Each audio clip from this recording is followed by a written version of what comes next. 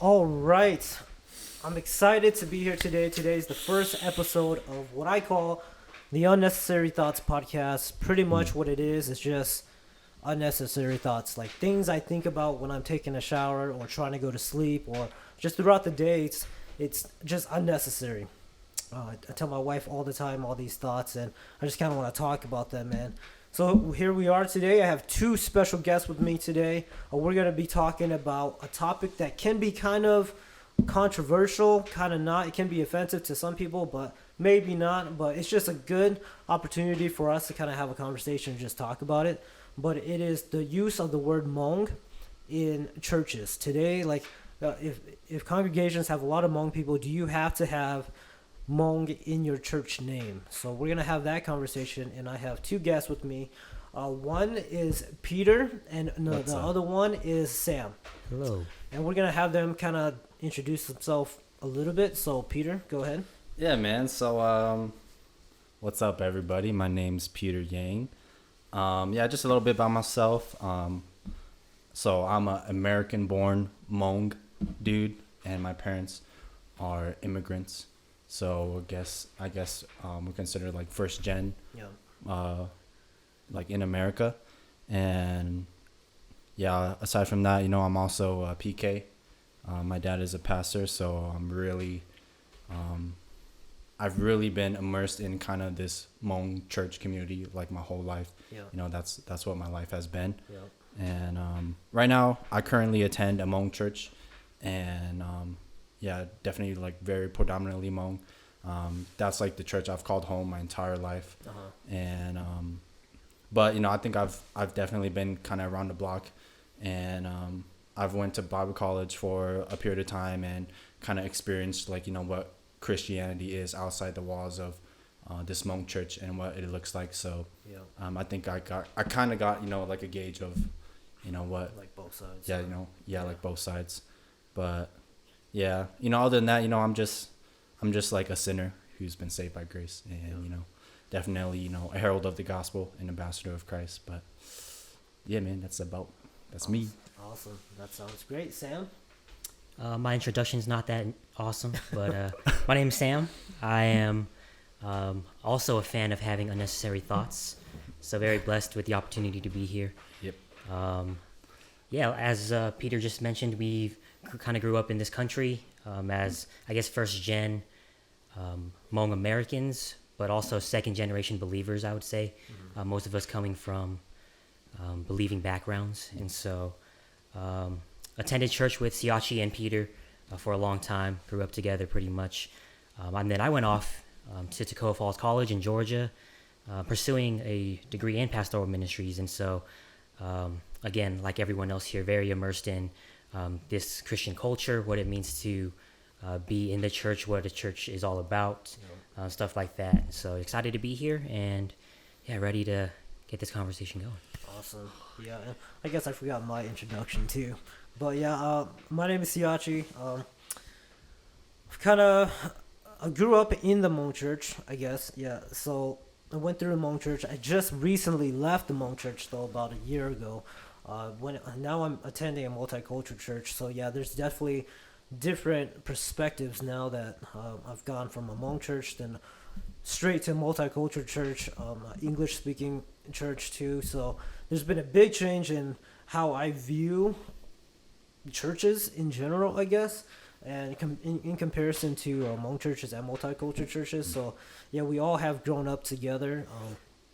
It's been where our parents went to church too, and it's been a big community right there too. But yeah, so like I said, most of us are just we're here to have conversations. We're kind of just here to talk, and we're all excited to be here. And what Peter said in his introduction too, he's attended and gone to a Hmong church, and now he still attends the Hmong church too, but he has that different perspective from his Bible college. And then again, Sam is he got his pastoral degree, and he may be pastoring a Hmong church himself, or a church that has the name Hmong in it. So yeah, we have different perspectives, and let's jump right into it. So fellas, what does it mean? Like, does the word Hmong need to be in the name of a church, or is it even relevant today? So whichever one wants to go. Peter, you want to go at it first? Yeah, man. So I think kind of just like my first takes on this question was, I think I was really trying to understand the perspective of our church, like from a biblical perspective, Yeah. reflecting on the letters of Paul and kind of how the early church, like what did they look like in terms of kind of our topic right now, like ethnicity, Yeah. And yeah, when I read the New Testament, I see a lot of Paul kind of categorizing the church not by ethnicity but by demographic location. That's how he identifies the believers. Hey, you guys in Philippi. Hey, you guys in Corinth. Hey, you guys in Rome. Yeah. Like these are the differentiations of the believers within those areas. Yeah. And the thing is that they are very they are ethnically diverse.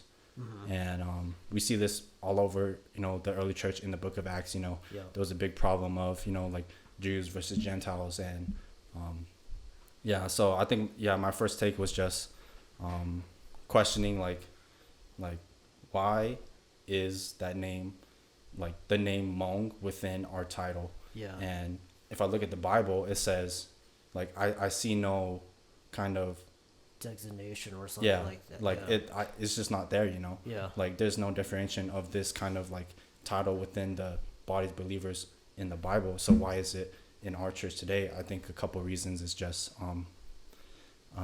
and I'll elaborate about them later, but just to like throw them out there, it's with a purpose for sure. And I think that purpose is just kind of the mission and the scope of which we as a group of people we want to like pursue. To target. Or We want like to target. We want to cater to these Hmong people, obviously, and it's got its pros, but definitely it's got cons as well. I agree with that, and that's a good point of Paul referencing these churches by demographics, like in Romans, Ephesus, and all that stuff. That's a very good point, and you really don't see it in the Bible where it specifically says that. So, Sam, you got something to say? Yeah, I mean, I would definitely agree with what Peter is saying. When you think about the grand narrative of like what church is supposed to be, like the foundation of it, it doesn't differentiate between race, ethnicity, things like that. And so even as a person who has a heart for, I guess, the quote unquote Hmong people, like to answer the question on its surface, I would say no, Hmong doesn't need to be in there. But then if you think about it logistically, and if you think about kind of how culture has kind of influenced that, you can definitely understand those points of view as well. And so I'm sure we'll kind of talk about these things more. But yeah, that's that's actually what I've been feeling too. I feel like there's a wall if you put that into your church name. I don't think in Matthew 28 when it says go and make disciples of all nations, I feel there may be a blockage of, can you really do that if you have the name Hmong? If you're going to go out and if you're going to represent your church and go out and disciple somebody and be like, hey, come over to my church and see how it is, but you're not Hmong.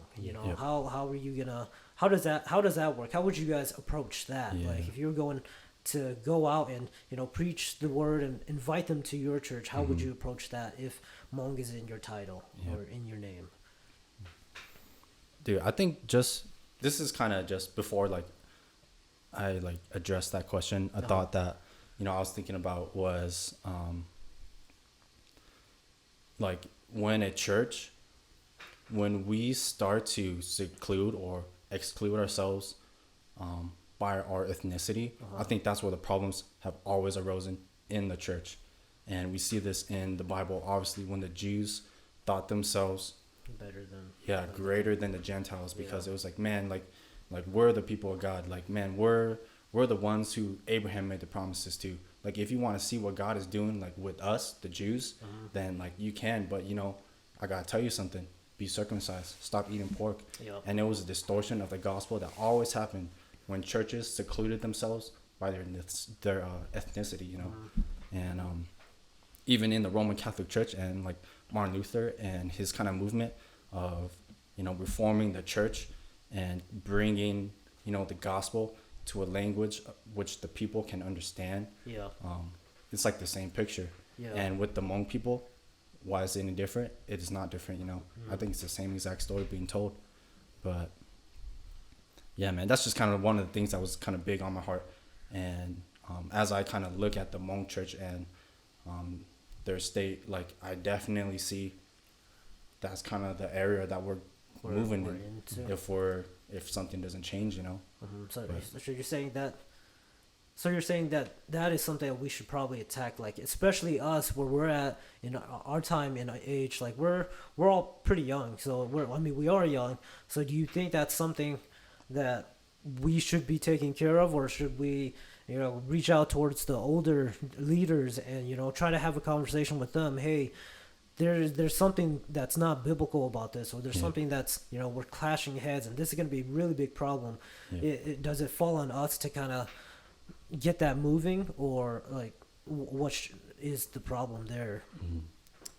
I think for myself, it is up to us because I feel like people our age or believers who are kind of second generation, like Hmong American believers, Yeah. we all kind of have the same idea of like, no, the church doesn't need the word Hmong in it. And, like our parents may think that, or like older generations may think that because of like their own like context of history. Yeah. Like them coming over here pretty much being nobody. Yeah. And so them having to, have a name for themselves and saying, like, yeah, we are Hmong. This is us, But for us, being American as well, like, we're kind of like, we don't necessarily need that. Yeah. But, so that would kind of leave it to us as our generation moving forward. That's why I think, if you guys kind of notice, there's a lot of, like, second generation Hmong churches that are springing up Yeah. that don't have the word Hmong in it. Yeah. Maybe for these reasons, maybe for other reasons. But I would say it does fall on us, although, We can't do it alone. we can't do it alone. It Yeah. needs from the top down, a generation to generation to the next. It's on all of us. So. Yeah, I agree with that too. I think, you saying that all of a sudden all of us are kind of having the same thoughts. I feel like that definitely did. We grew up going to the church because our parents more than likely went to that church, so that we just kept doing it and doing it. And I think we've all hit kind of an age where we understand that, hey, we have to take accountability for our own faith. We have to take accountability for what we're doing in the place where God has placed us. What are we doing? How can we help reach this community that we're in? And I think that is a true statement where we all see it, where it's like, there is something coming down, and if we don't address this now, it might be a bigger problem later.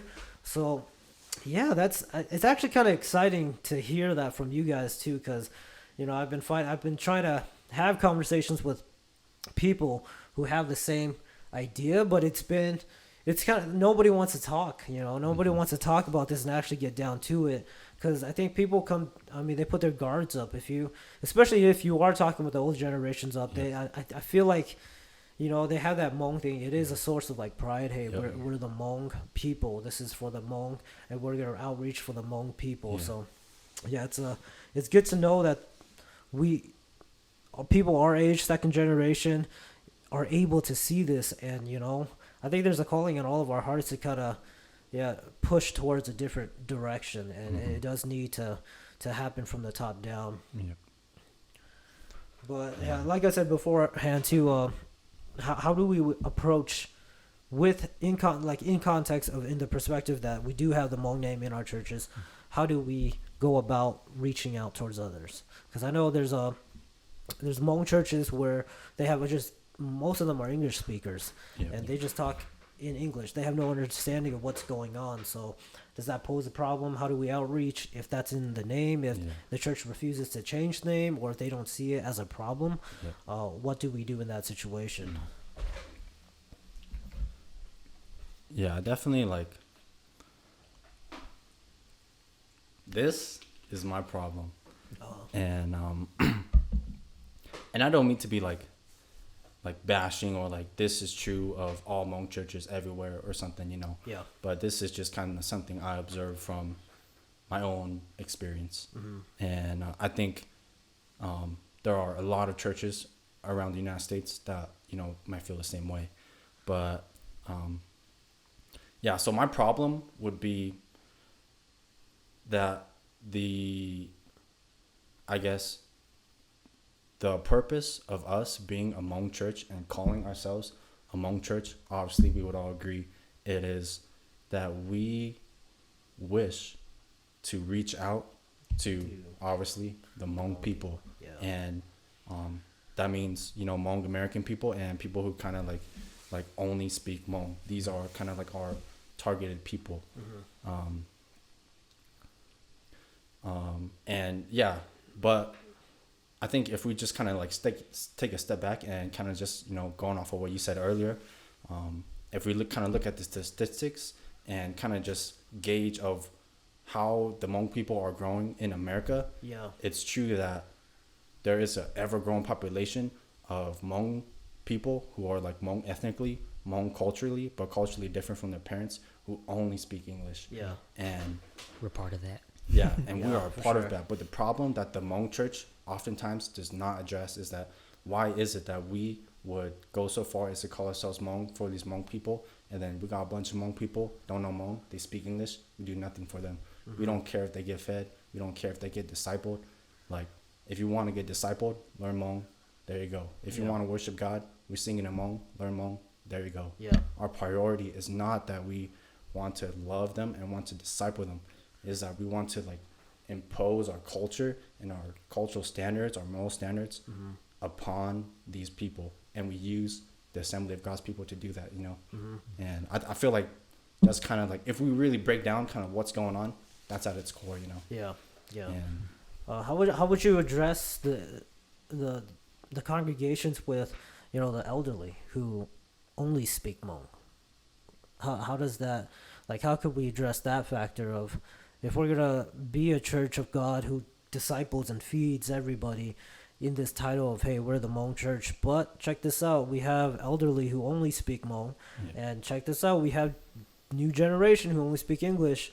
Like, how do we find that balance? And I mean that is a difficult balance, because in my experience that has been, like, especially during like worship sessions or something like that, there's always been a, hey, you have to do 2 English songs and you have to do 2 Hmong songs. This is what it has to be. Like, if you do too many English songs, then you're gonna leave out the rest, but if you do all Hmong songs, then there's a clashing point there too. So, like, how do we address that factor, I guess?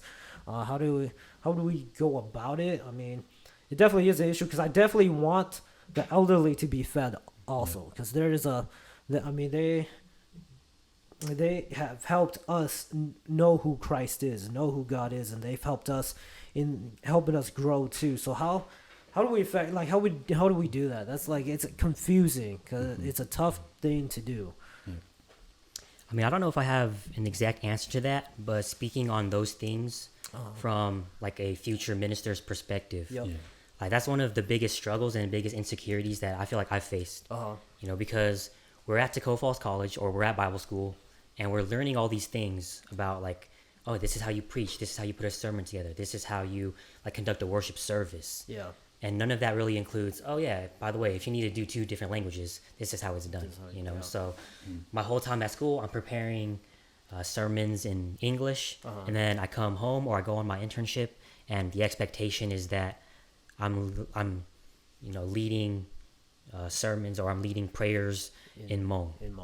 And so, I mean, part of that's mostly, like, well, not mostly, but some of it's on me. Yeah. For maybe not, I guess, loving my language as much, not learning as much as I should be.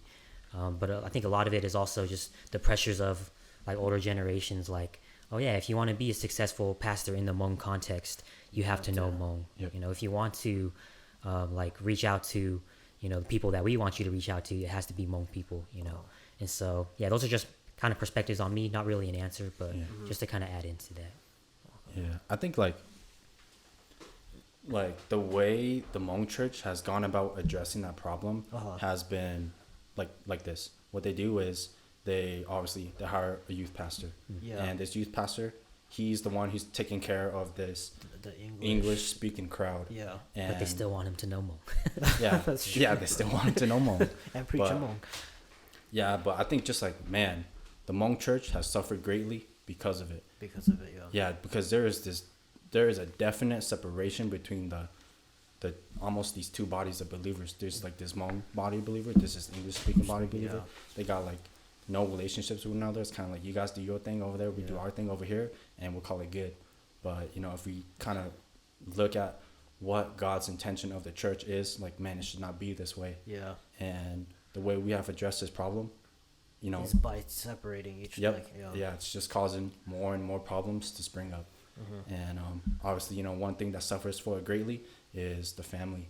Yeah. And this is kind of like, just kind of speaking on experience and just like, I know Pastor Sufu Ju David, Yeah. really big on this point, and how the youth ministry and the separation like this within the church and the dependency upon, you know, like, hey, youth pastor, you got to be teaching our church in this. Yeah. Hey, you know, like, because we're going to Hmong church, they don't know Hmong, but that's why we got you, you know, and Yeah. the family suffers for it.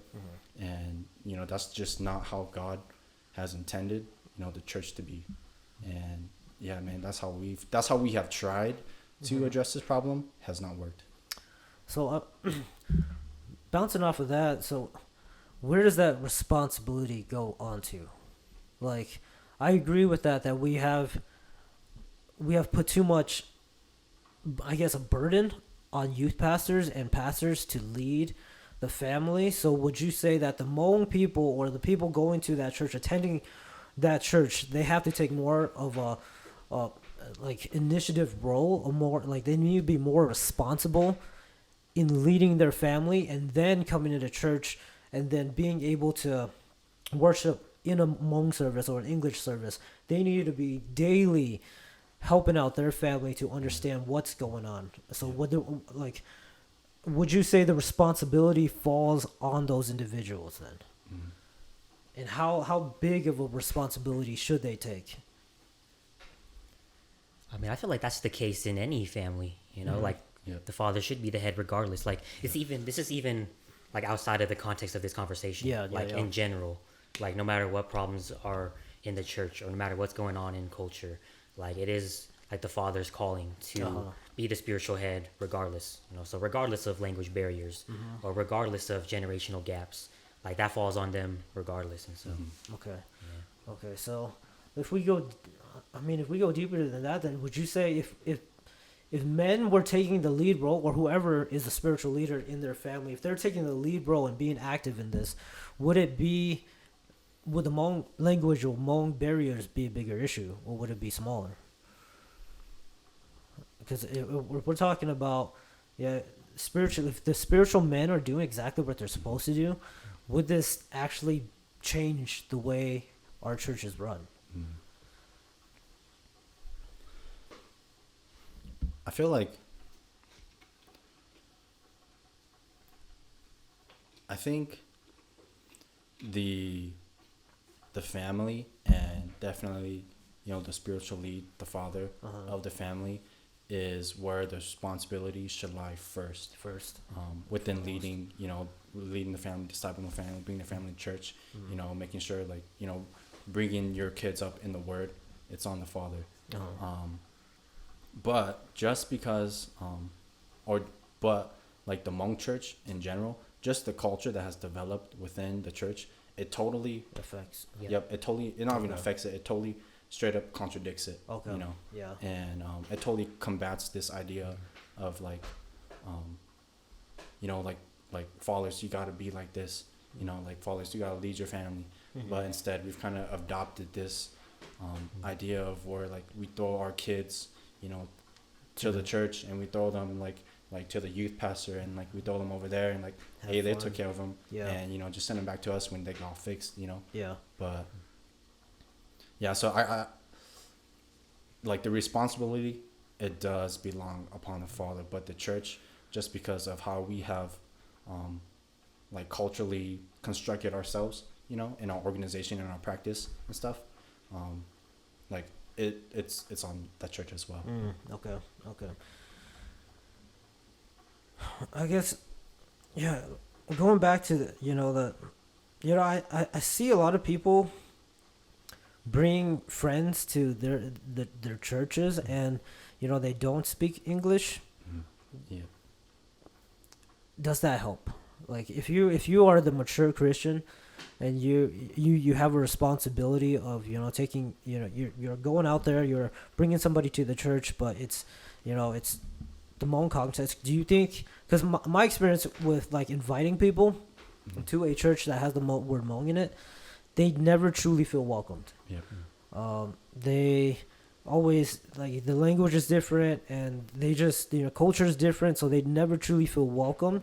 One time I had to turn away somebody was coming to the church I attended, and they were new to the place, they just moved to the place, and they said to me, hey, we're looking for a new church, but they were Chinese. And like I was the one who actually turned them away, which, like, thinking back about it, it's like, dang, that's like, I mean, I think I was like 18, 19. Yeah.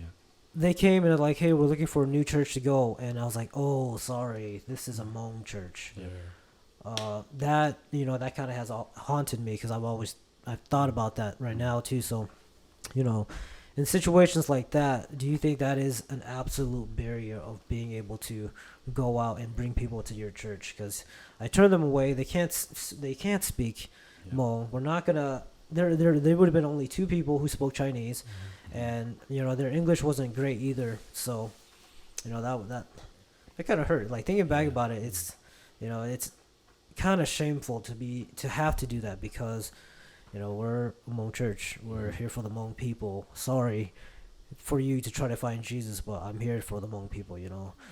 That actually sounds pretty bad when I say it out loud. Yeah, dude. Yeah. You can So cut that out later. Dude, actually, like, man, dude, I had this one experience one time when I was like sharing with a coworker about kind of just like, yeah, like my religion, and like I don't know how we got started talking about this, but then this dude asked me like I was telling him like, oh yeah, I go to church, and I go to a Denver Hmong Alliance church, and then like the guy heard it, and he was like, oh wow, that's cool, like so what religion are you? And then I was like, oh, like I'm a Christian. Yeah. And then like I thought he would assume, like, just by like my like the title of the name, that like oh, like we're a church, like Church of Christ, like it's like a Christian kind of thing. But I think just because we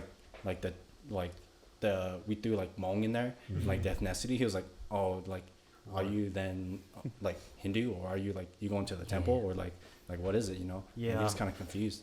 But it might have just been him too, but it was kind of weird, because I was like isn't it kind of like a given, Yeah. But Yeah, I have similar experiences to that as well. Like in high school, I'd be telling my friends about like, oh yeah, like this is the church I go to, and then I'd end up explaining more about Hmong than I would be about Christianity to them. So it's kind of like. Yeah. But then answering your question though, I would say it's not all in the name though. Yeah. And I think this is what you meant earlier when you were talking about how like there's a lot of details that go into it. Yeah. But because even if it is like, say, a Hmong church with the word Hmong in it, if you walk in those doors, it's English speaking people. Yeah. For the most part. Yeah. So it's kind of like, yes, having Hmong in the name can hinder it just on like on the face level. Like if you walk past a sign, and it says Hmong, and you're like a African American or a Caucasian person, you're probably not going to walk through those doors. Yeah. But I think you could even flip that for us as Hmong people. Like if we walk past a church and it says, like African American church, like, dude, we're not gonna want to walk in there either. Yeah.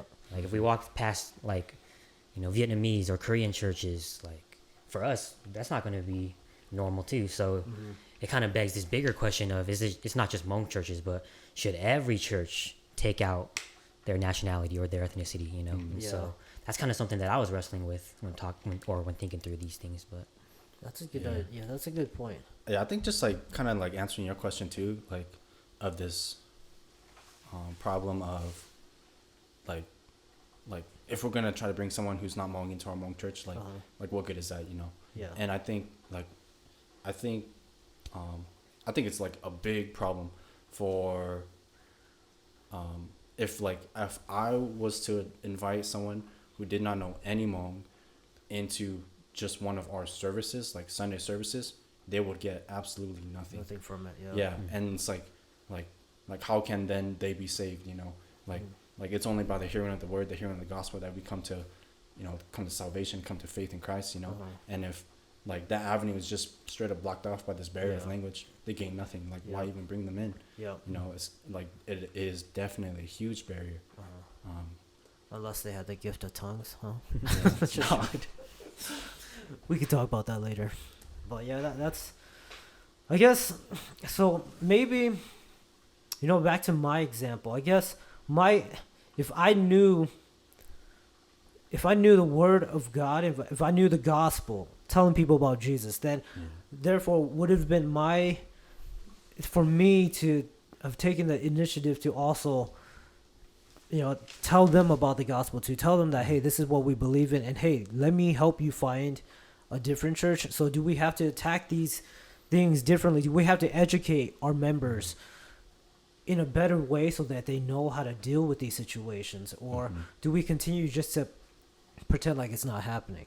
Like, I think my issue nowadays, like when, I've gone to this multicultural church for about 1 year now, and I do occasionally revisit back to the Hmong church. And I was debating on, like, man, Hmong, but I think my issue started to become, what have we been, do we actually take the gospel serious? Like, do we actually believe what the word is being said? Because if we believe in what's being said, then should we not be out there, just preaching the gospel more, and not taking, because how the Hmong are a little bit reserved. So when we believe in the word, I know for a fact that a lot of them, like my parents, my mom, I know that she believed in Christ. I know that she had a relationship with Christ. She had salvation, and I know a lot of the elderly have salvation. But I guess the issue is, like, are we taking our faith, like, our accountability for our faith? Because we're not doing more. It's Sunday church is still just a one-time thing. Hey, let's go to church on Sunday, and for 6 days. Let's not even pick up the Bible. Let's not even pray. Let's not even do this. So I guess the issue now is beyond just the Hmong name and the Hmong culture. Like, do we really have to look at the people? Like, the people, and are you really taking your faith seriously?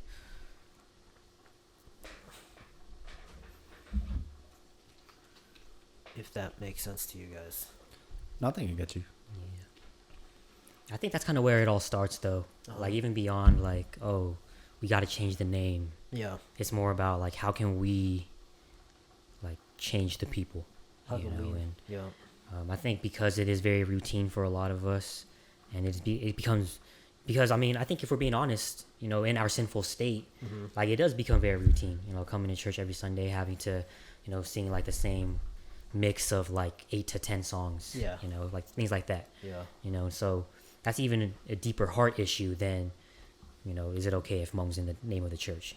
So I think that's where it starts. And I think because of just the foundation that we are, like, broken people, and we are, like, in a sinful state, like, we might not ever get to solve, these kinds of issues, in our own lives. But it starts with that, and if, kind of like if your experiences in, like, a multicultural church, like, allow you to experience that better than it being in a Hmong church, then, like, like, by all means, like, that's why I'm like, when, like, some of the OGs are like, oh man, they left the Hmong church because of blah blah blah blah blah, but it's kind of like, but maybe if they were, like, experiencing, like, a deeper relationship with the Lord, like, that should be your main concern, So I think it starts much more with the people than the name. And I believe, like, we can all agree to that. And so that's like, when we, that's true. Like, when we left, there's so many people who were like, hey, we'll pray for you. Like, what? We're not doing anything wrong, guys. Yeah, exactly. So there was definitely feelings of, like, man, we're so sad. Like, we're so sad that you guys are going to, because I think, I mean, that's them for the Hmong culture too, but they thought we were going to a cult because we were going to a multicultural church. So there was a lot of people who were like, we'll pray for you, okay? And you'll come back, and, So I was like, and it bummed me out a lot, obviously, because it was just like, man, is this all that it is? Like, because I tell people, it's just, because I'm going to a different church, I'm still in this, like, it's just a different community, but, we're still we still believe in the same God, the same Jesus. So, like, why are you gonna use that to, like, be like, hey, we'll pray for you to come back. You're going through something. And then one thing that struck me too is like them telling me that you're going to a multicultural church. So guess what? If something were to happen to you, we're not going to be here to help you. And that puts a damper on you because I grew up with everybody in the Hmong culture, in the Hmong community here. So it kind of hurt me just like because I'm not part of this Denver Hmong Alliance Church. I know there's politics behind, funerals and weddings and all that stuff too. Yeah. I don't want to talk about that, but it kind of hurt me as a fact, like if I were to die because I'm not part of your church, you therefore would not come and help me, or you would not come and help my family. You would just leave my family. Well, you guys aren't part of us anymore, so you guys got to go. So that deep rooted Hmong culture is an issue for sure. Then it can, I guess it can cause problems. So that was definitely something I experienced, and like it's kind of crazy and. It's kind of weird of how that's just how people think. They think on those types of level, it's just like, what am I to you then? Like, am I just a member? Like, or am I a human being to you that you actually care about? And it's weird. It's different when you switch over to a different church. And so definitely the Hmong culture is rooted into us, obviously, and there's definitely things that need to be, especially when it comes to the older generation too. I think there's things that hopefully we can have a breakthrough of where they can see that we have elevated this Hmong platform too high. And it's beyond even the gospel and what we've learned. So, but do you guys think there is a purpose for Hmong being in the name though? Like, I guess if in America, do you think? I guess I'll paint two different pictures. In America, is there a reason to have Hmong in your name? If you were Sam, if you were to start a church, would you have that in your name, or would you go a different route? I think to answer your first part, I think there used to be purpose in having that. Because of, again, like what I said earlier, like the history of the Hmong people, like where they came from, like what they've been through culturally. And then to come here and, because of the language barrier in the first place, because it's not like this is a Hmong speaking country and then English overtook it. Yeah. It's, Hmong people coming to an English speaking place, Yeah. And so I think originally and logistically it made sense, to have Hmong there. But if I were to plant a church now and say, talk to my team and be like, hey, like church name, do we want Hmong in it? Like I would say no. Yeah. I would say like we would need to kind of focus that on something else, whether that's, like location, or whether that's, our purpose, like our mission as a church, and I think just a quick example of that, like there's something I've experienced firsthand just like a couple years ago, when I was at TFC, I served with a Hmong Baptist church, or they were a mission at the time.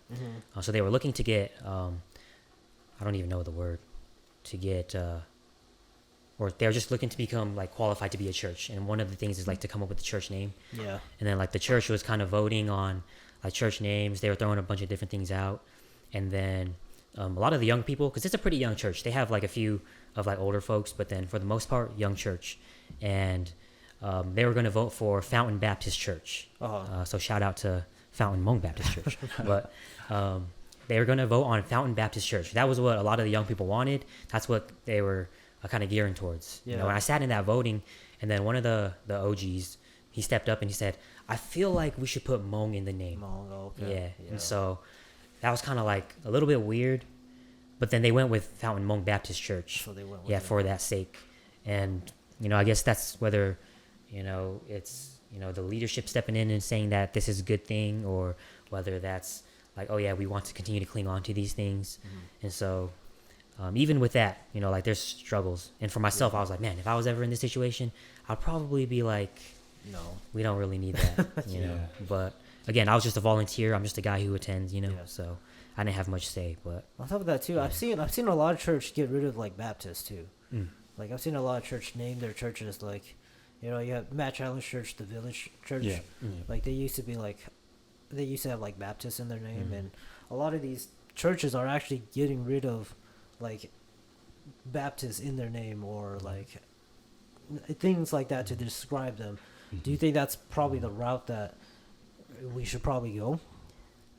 Yeah, that's In the thing general, too, yeah. man. Like, where do you draw that line? You know, is it just on ethnicity, or is denomination something that can hinder people from coming as well? Yeah. You know what I mean? So Yeah. if I walk through and I'm like, oh, that's a Lutheran church, or oh, that's a Presbyterian church, but oh, I'm Christian Missionary Alliance. Yeah. So you know, Yeah. You know know, what I mean? I definitely had issues like growing up. For the longest time, I thought Baptists were like our enemies. You know, because we were really like, we're the CMA, baby. Yeah. And we're with the Alliance. So, like, every time people were like Baptist, I was like, "Psh, you Baptist? Yeah, Like, yeah. you don't believe in Jesus. But obviously, we believe in Jesus. So, yeah, that definitely kind of messed me up growing up. I was just thinking, you know, we're part of the CMA, and, you know, we have more people, so that therefore makes us the bigger denomination and better in the community that we were, because we know how big the Baptist is. Baptist is huge. Yep. Yeah. But yeah, so where do we draw the line? I think, you know, I do definitely see a lot of people switching out of that and just naming their church something. Like the Yeah. church I attend is Orchard Church. It's you know, it's the idea that you're an orchard and you plant and you continue to just grow in an orchard of people. So yeah, that is a good point of drawing. Where do we draw the line? Yeah, I think like again, I think just the name of the church reflects its function, you know. And that's kind of like why we name things certain things, because we want them to be like, you know, like the name, you know, Yeah. like This like, is who we are. yeah, you know, like oh, like Peter, like I'm gonna call you Peter because you're gonna be the bedrock, you know, like oh, like this is an older church because we want to be planned, you know, like that kind of stuff. And yeah, just kind of just like if we were to kind of project this idea of like, man, this is kind of direction of like the Hmong community within America and kind of where we're headed to, like culturally and yeah, like just culturally, then like why would we put Hmong in The name. in the name if like it no longer serves its function, it no longer serves its purpose like anymore. So you know? it's like not relevant anymore. It's becoming like irrelevant. Uh-huh. And I think even like, you know, amongst the elderly, they know more Hmong they know more English than we do Hmong. So That's if true. anything, it'll help, Yeah. you know, just the younger generations. But yeah, I think that's where a lot of people, I think that's where they should draw the line. Yeah. You know, kind of just like, hey, this is like our function and this is like our purpose in like our church. But Yeah. Okay, so I think we can all agree that, like us three right here, we can all agree, no, we don't need Hmong in our names because they, Yeah. totally agree. yeah, totally, yeah. So we totally agree that, you know, it doesn't really serve a purpose anymore. Because, I mean, that doesn't make sense when we first, like, when our parents first came and, you know, the Hmong people are all scattered. It kind of made sense to have, hey, this is Hmong, whatever, Hmong Alliance Church or Hmong Church. The Hmong people could be like, hey, look, that's a Hmong church. We can go there. We can fit in. But now that we've kind of, you know, the generations are popping up. My kids don't know English. My kids are, like, they're just so involved in different cultures now that it kind of doesn't make sense right now. And obviously, the further we get away from the past, it won't make sense. Yeah. So we can all agree that, you know, here on, we probably should not have Hmong in our names. Like, especially if we're planting a church or doing something like that, it's best to not have Hmong in our name so that we can incorporate everybody and step away from just like targeting one specific person. Because there's, I mean, would you say that makes sense in Minnesota in some parts though, or would it still be the same? Let's step away from that, because the Hmong population in Minnesota is still pretty big. I mean, you can still find patches of Hmong people where you can target specifically, but what is that biblical too? You know, if you're gonna go out and just target one person, sorry, the rest, we're gonna go for the Hmong people. So yeah, I think like just to answer your question upon, like, you know, like if we're in Minnesota and like should we name a church Hmong, you know, I think there's a huge flaw if we would, and the flaw is in, like, you know, our methodology and our theology of what is it that brings people to the gospel or brings people to Christ. And It's not gonna be Hmong. yep, it is Yeah. not Hmong. It's not the language. It's not the culture. It's none of that. Yeah. Like Romans 1:16, like the gospel is the power of God upon salvation. Yeah. And the reason we were Hmong is because we can give the gospel in Hmong to these them, people. Yeah. But since that is no longer relevant, we got to do away with that.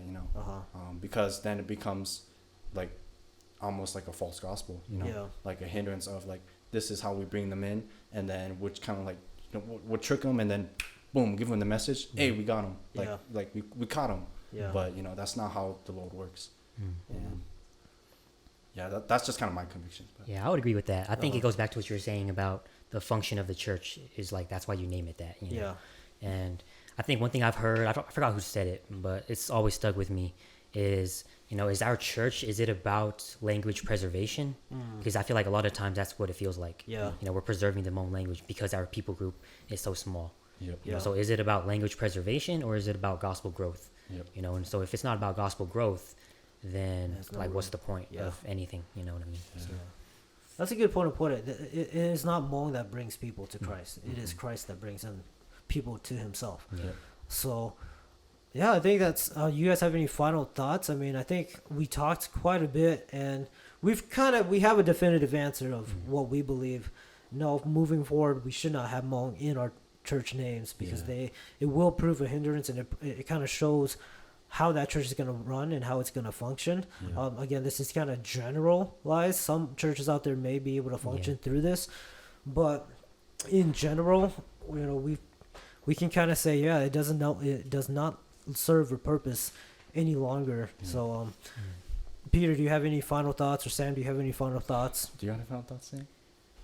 I think just for me, the big thing, even though we can all agree that, we wouldn't have Hmong in the name, I think one thing that I would want to definitely stress is, like, even in the midst of pushing for this change or working through these things, we do it with grace and compassion for other people. Yeah.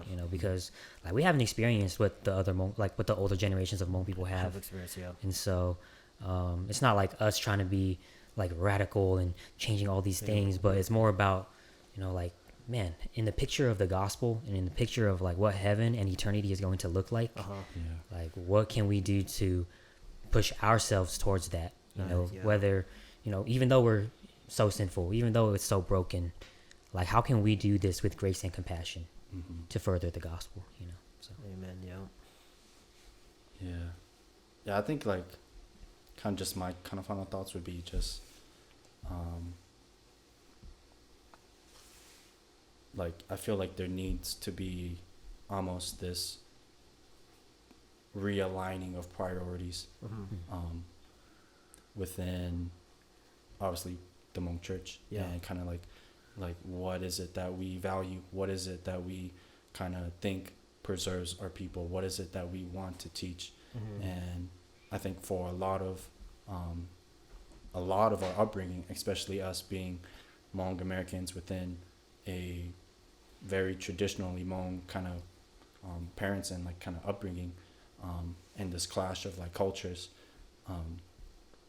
it's like, I just get this feeling that like, man, just it seems as if the Hmong church now has almost no longer become this assembly of believers who want to rest in the gospel, who want to share the gospel together, who want to be there for each other in our lives, but it has become a place where we got all these Hmong people together, we got our children here, like now is the time that we kind of use this gathering and we want to like impose our values onto these people.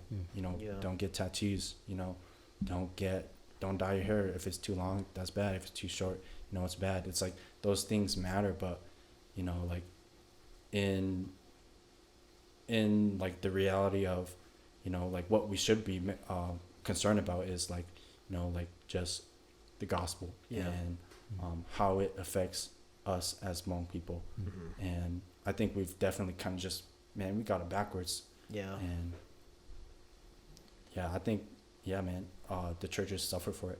And people who come into our church who are just dependent upon grace, dependent upon love, and they come in and they just kind of are immersed in this kind of culture, they'll suffer for it. Yeah. And yeah, so definitely we just kind of gotta, you know, remind ourselves, yeah, man, it was God who called us out of the mountains. And, you know, like it's him we should be focusing on, not, you know, like ourselves or like our culture that is so rich, but, you know, upon like, you know, the person who has brought us out.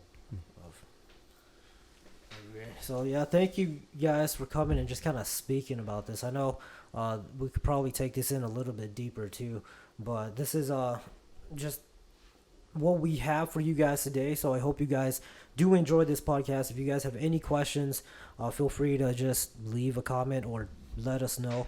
We're definitely willing to talk about this again.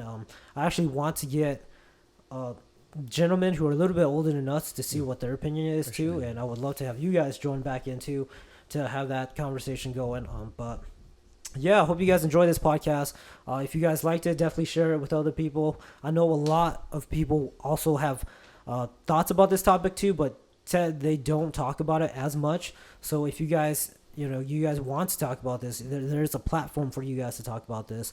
Let us know, start a conversation, and just talk with us. We'll talk with you guys. And again, at the end of all things, when we're done talking about this, when we're doing things, you know, we want you to know that we're here to listen, and also, man, we're here to bring Jesus' name out there for you guys. We want everything to focus back on the gospel. So hope you guys enjoyed this. Thank you again, Sam and Peter, for coming. And Thanks for having us, man. Yeah, it was fun.